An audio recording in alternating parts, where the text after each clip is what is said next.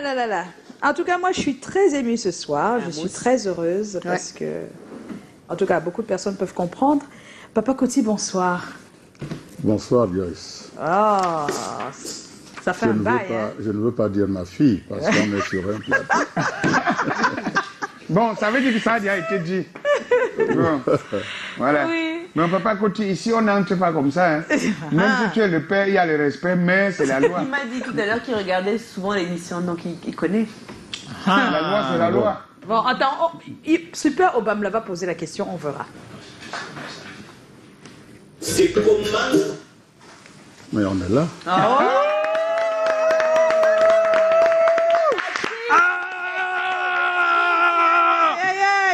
Là, c'est pas Super Obama qui a parlé quand même. Super. Ah oui, donc Lydie, tu avais raison quand même. C'est ce que je te dis. Mais oui, qui a la première? J'ai la première question. Non, c'est trop d'émotions. Hein. Tu sais que tu es placé à ma gauche, non? Au mauvais côté. Regarde un coup debout. Mais c'est pas le truc que Lydie te alors, laisse là-bas. Papa Coty, je sais pas si tu connais le langage, mais les jeunes ont dit souvent que quand une légende comme toi connaît la formule, c'est que tu as validé l'émission. C'est-à-dire que ça, c'est une émission. Voilà. Si tu avais cherché, ça veut dire que depuis 7 ans-là, ce qu'on fait, c'est le bruit pour rien.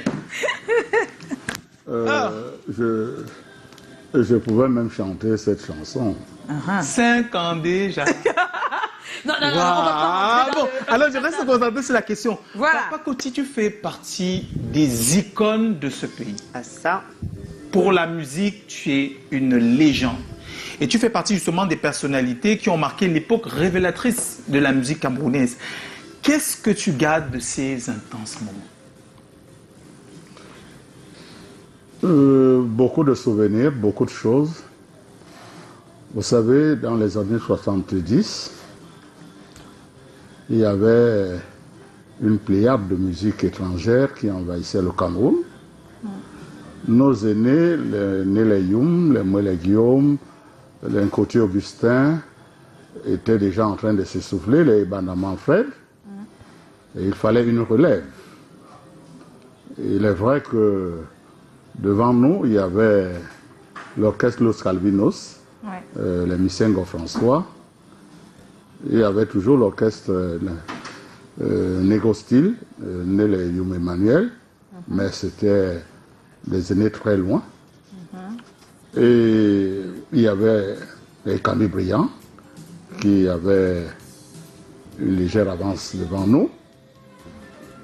Et nous nous sommes dit qu'est-ce qu'il fallait faire. Quand nous avons eu l'opportunité de créer l'orchestre Black Steel,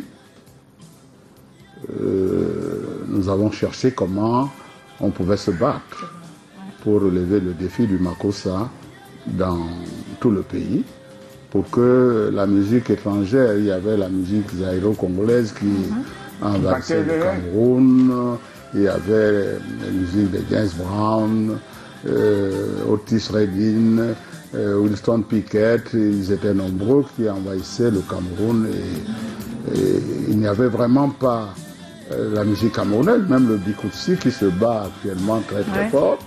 Il n'y avait pas, et pourtant il y avait les Messi Martin, les Anne Marisier qui étaient là et qui faisaient cette musique, et ça n'allait pas.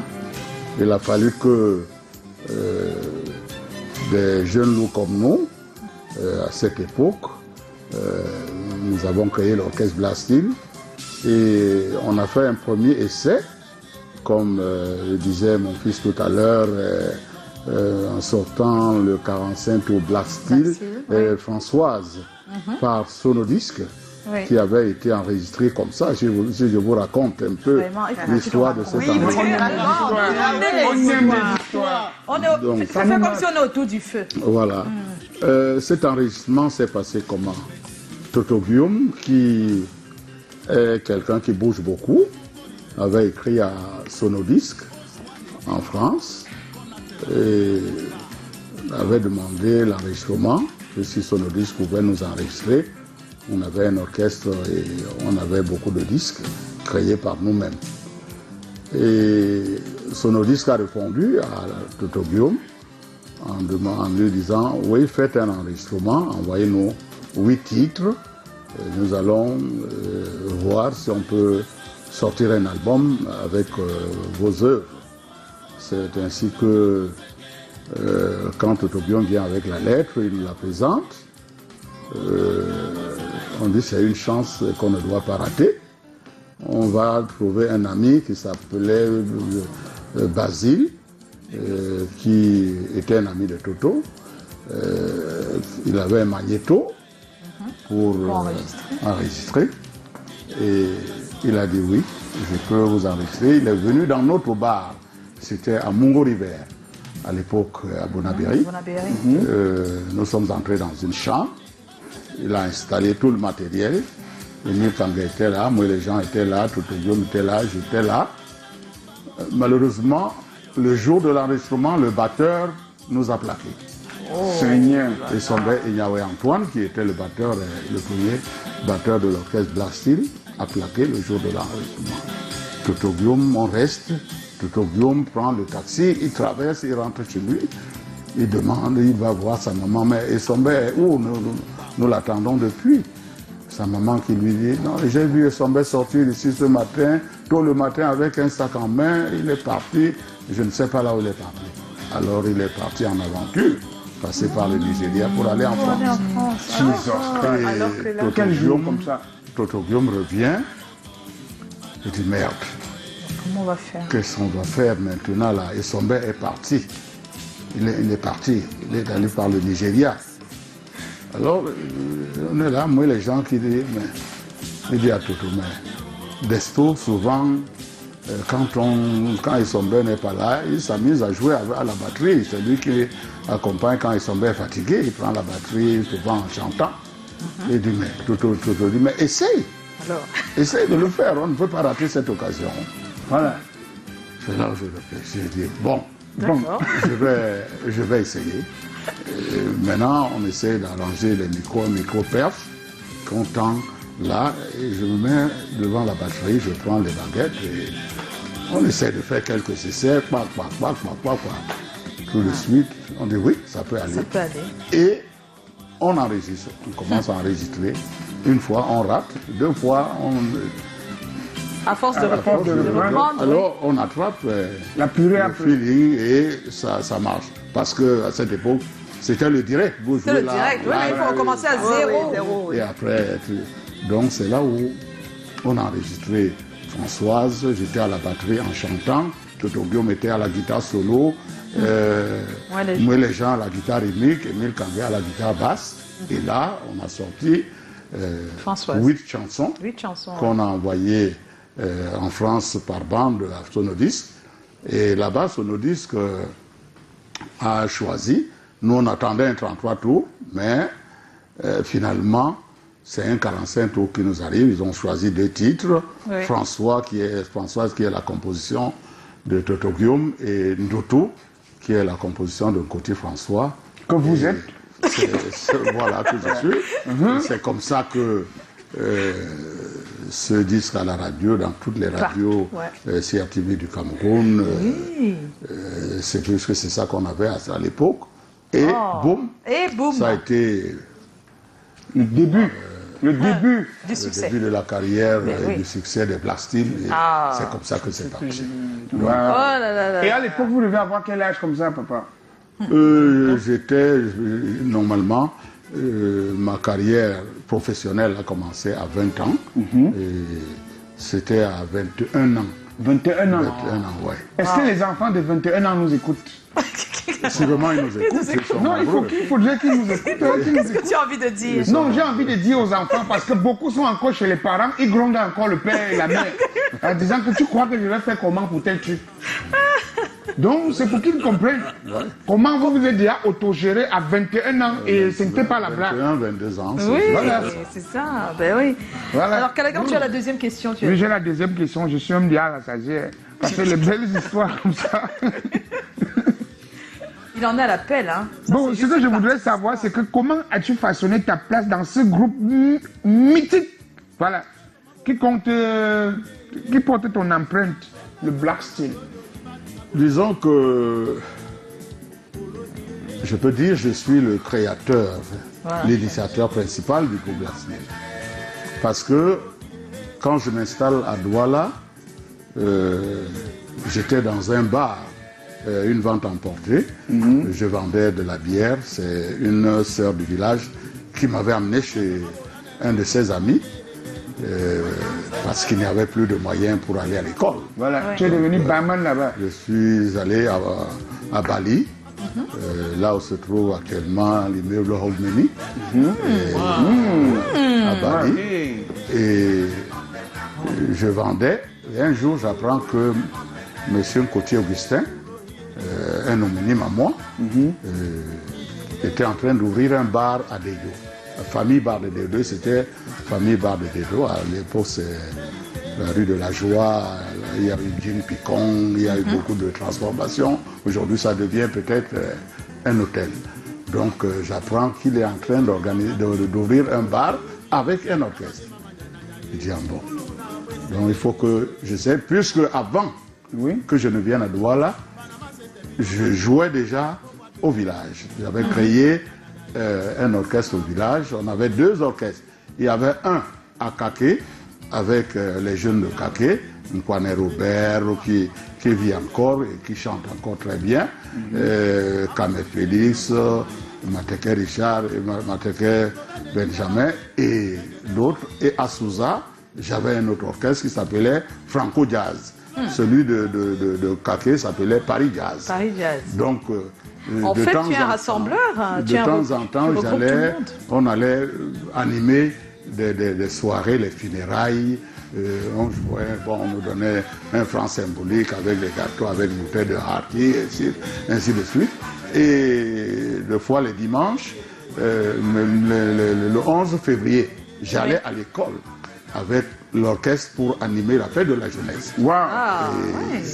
C'est comme ça, c'est même à travers, c'est là où mon maître avait arraché ma guitare. Il m'a déjoué en disant qu'il veut apprendre aussi à jouer.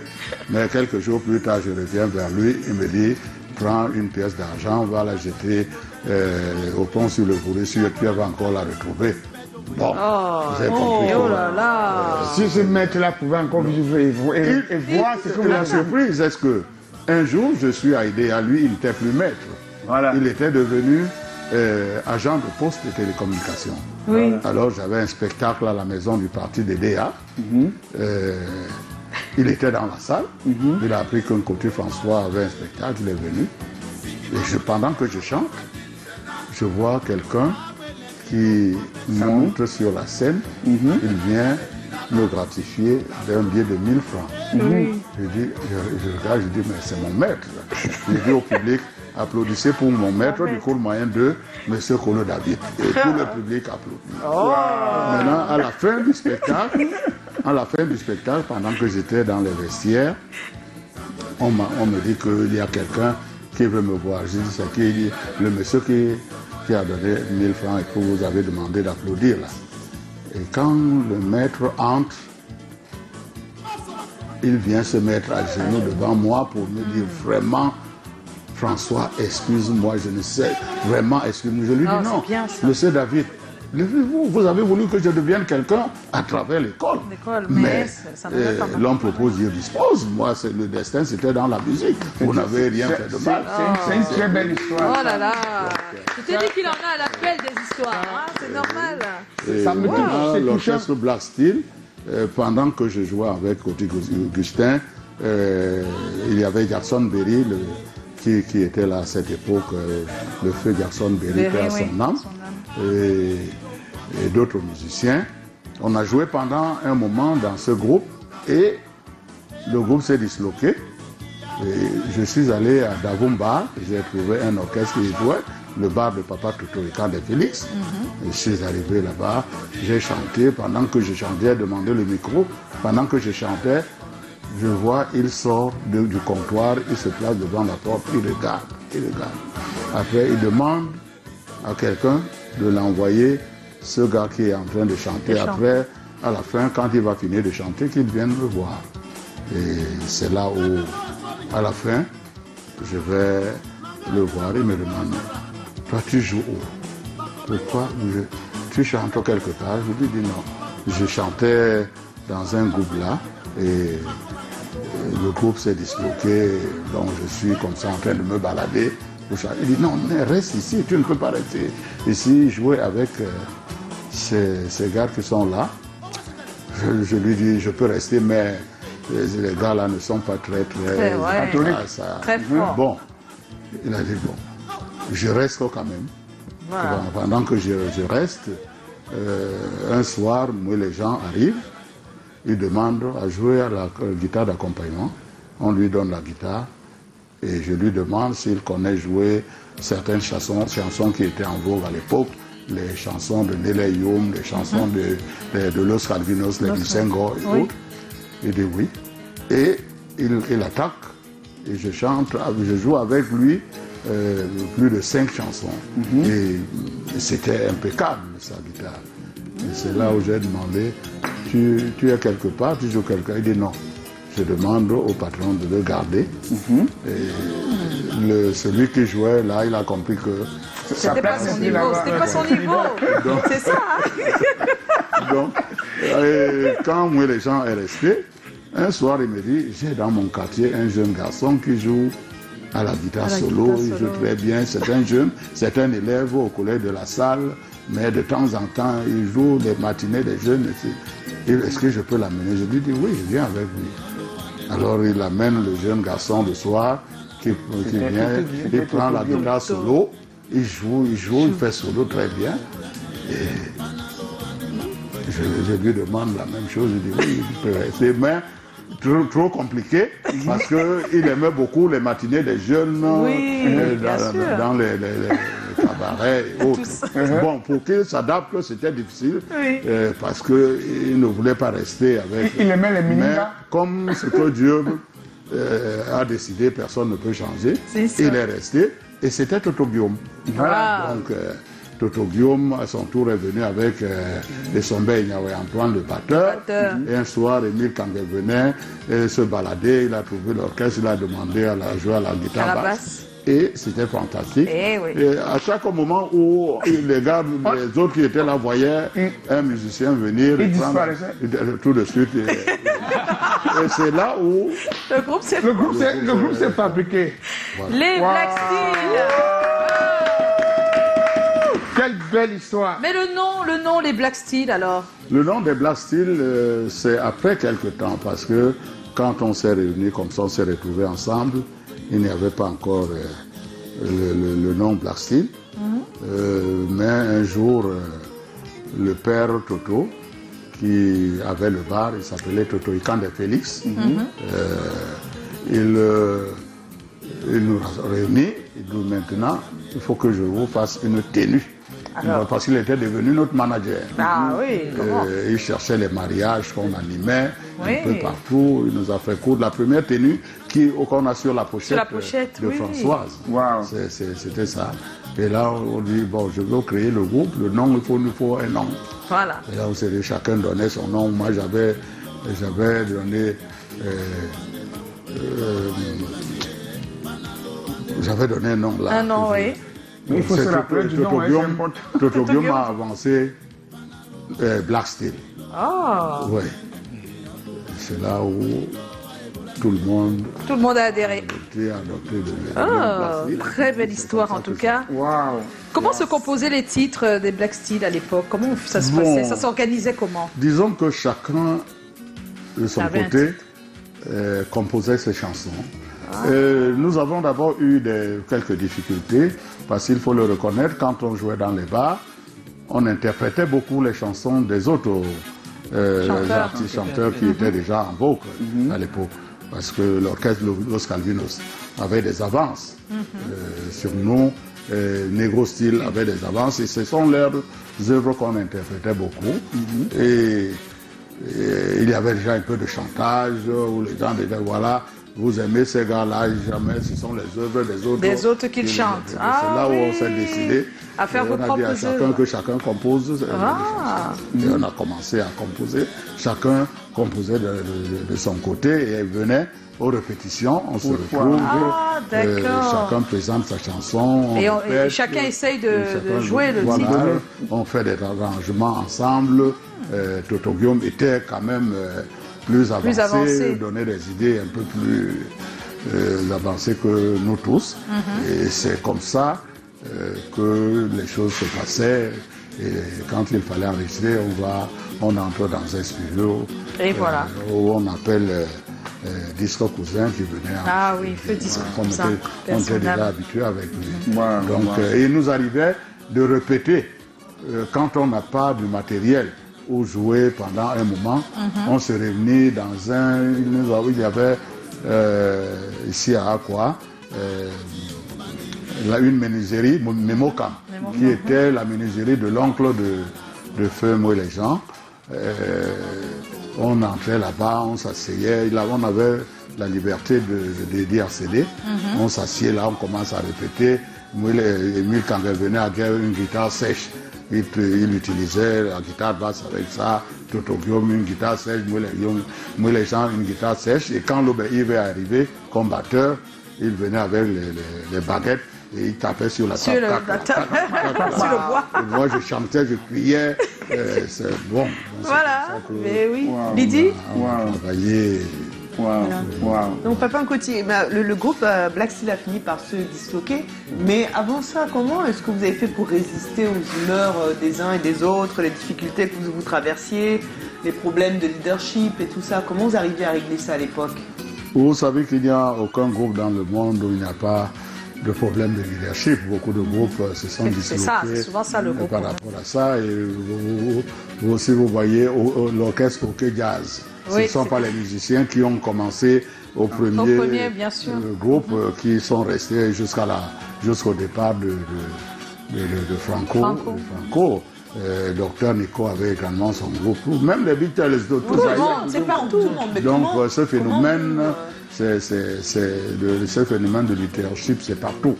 Mais comment vous arrivez à résister à ça? J'ai essayé de dire, bon, deux fois quand on perd un musicien, par exemple comme le départ de Toto Guillaume qui nous a beaucoup affecté en 76, où il est parti, il nous a laissés.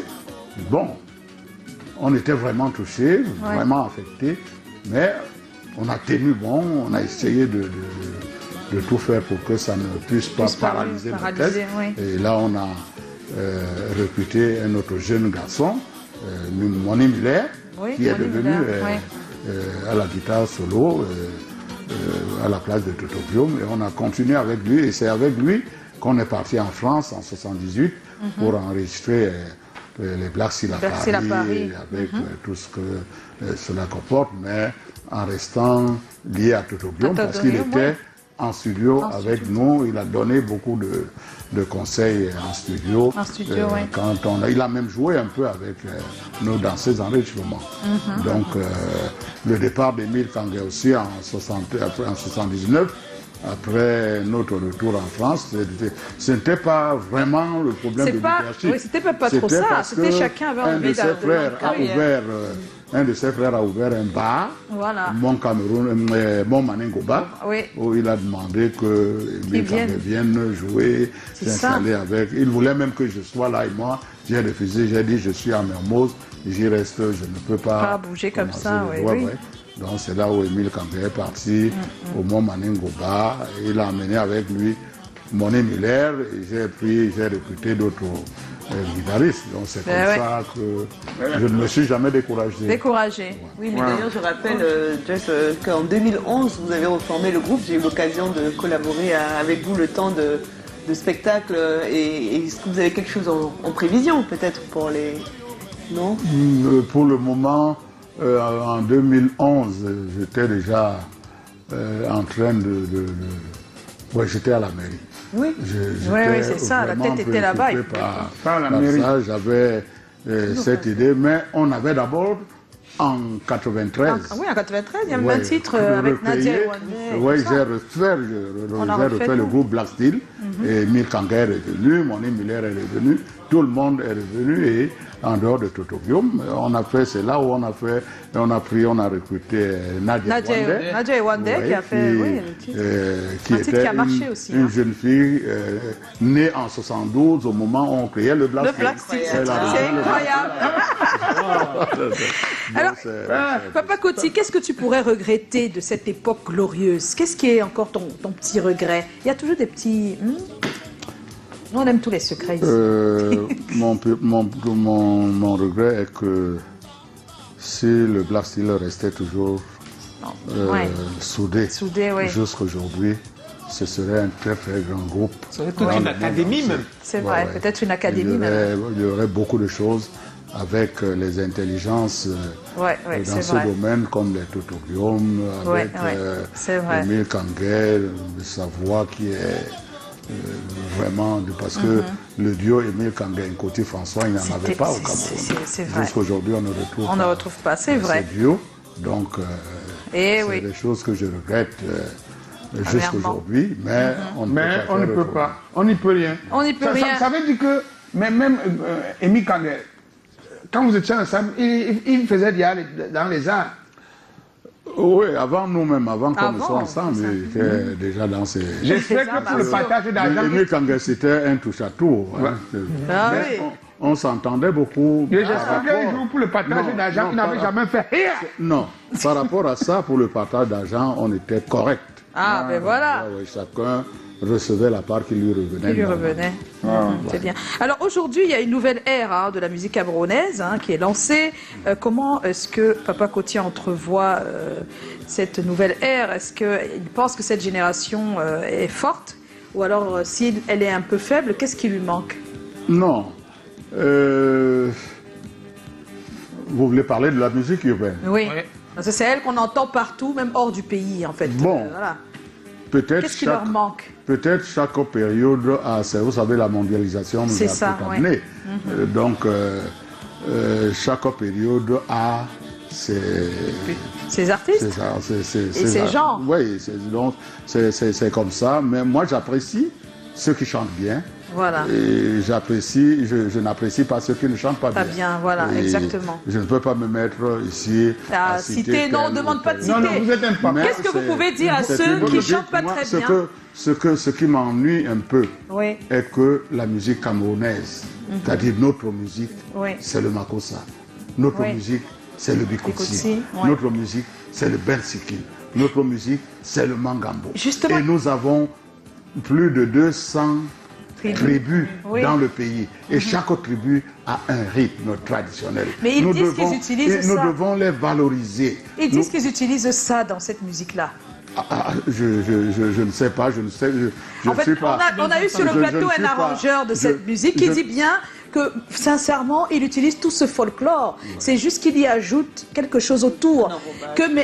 Quand on écoute bien, il dit qu'il met du bensikin, il met du makouné, Dumba. Vous connaissez Dumba de Ex-Maléa? Oui. Là, c'est du makouné, on est d'accord? Je suis d'accord avec vous. Oui, mais est-ce que pour vous, vous vouliez que ça reste du makouné pur, cru, du village, ou ça... Non, il faut toujours agrémenter, il faut ajouter les ingrédients. Moi, je dis que ce n'est pas mauvais. C'est pas mauvais, mais je leur dis aussi de ne pas abandonner les vraies musiques traditionnelles du terroir pour que... Parce que ce sont ces musiques qu'on appelle musique urbaine. Oui, les musiques du terroir. Mais on dit aussi que le makossa a subi des petits... c'est pas le makossa des années 60 dans les quartiers. Il a évolué le makossa qu'on écoute après. On a mis des vents, on a mis plein de choses dedans qui n'étaient pas là au départ. Oui, bien sûr. C'était plus proche de la sico au départ. Les choses évoluent. C'était plus proche de la sico au départ. Mais après, quand on écoute Françoise, c'est pas toujours... Est-ce que vous avez touché à tout? Et Benny Donna Wesley avec la batterie, c'était pas... Chacun amenait sa touche pour donner une autre couleur. Une autre physionomie à... Est-ce que c'est pas ce que les jeunes font en ce moment? À leur façon. Ils le font, mais ils le tamis, en fait, le pourcentage. Je ne veux pas dire que je n'apprécie pas ce qu'ils font. Non, vous avez déjà dit que vous appréciez, c'est bien. Maintenant, c'est le pourcentage peut-être qui vous gêne. Oui. Le pourcentage à l'écoute. Je voudrais vraiment qu'un artiste que j'entende un jour, je l'ai suivi un jour, j'ai suivi Salatiel et Mistalio sur la scène de Fomaric chanter de leur manière, et c'était vraiment bien, très très bien. Voilà. Vous avez apprécié. Donc c'est des trucs comme ça que je pense qu'il faut qu'il... D'accord, d'accord. En tout cas, j'espère que c'est pas tombé dans les oreilles de sourds.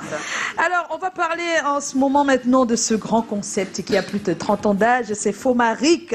Oh là là, qui allie la culture, mais également les arts et naturellement le business, le festival Fomaric.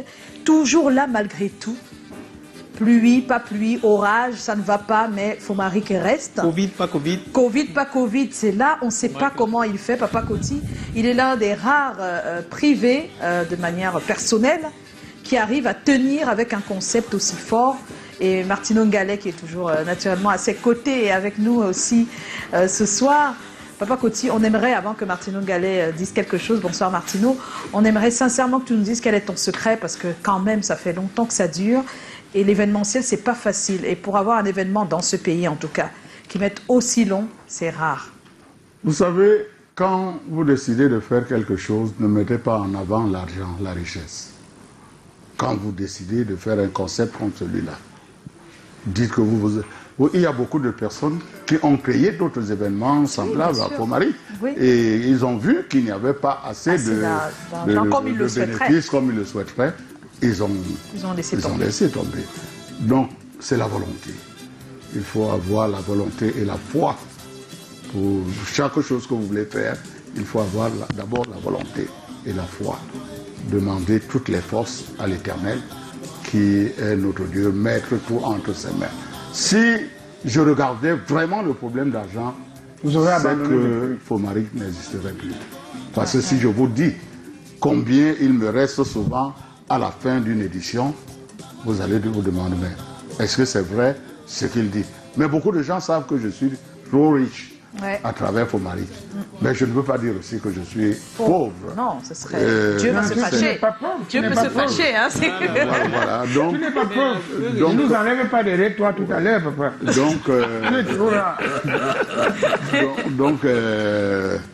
Le Fomaric, c'est quelque chose que j'ai créé en 93 parce qu'il y avait un manque d'événements dans la ville de Douala, qui est le poumon économique et culturel du pays.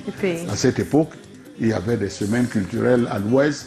À Yaoundé, il y avait la foire promo, pas promo, promo. Oui. Voilà. Au nord-ouest, sud-ouest, il y avait des ambiances partout pendant... Mais Douala qui est le chef même n'avait rien, aucun événement. Il n'y avait que le Ngondo, la fête traditionnelle Ngondo, qui ne faisait que 3 jours et qui n'avait même pas de foire. Il n'y avait pas de foire, oui. C'est vrai. À travers Fomaric. C'est après Fomaric, c'est vrai. C'est vrai. Fomaric a donné l'idée à beaucoup de foires. Voilà, beaucoup de foires. Beaucoup de foires, c'est vrai. Je me suis dit, mais qu'est-ce qu'on peut faire?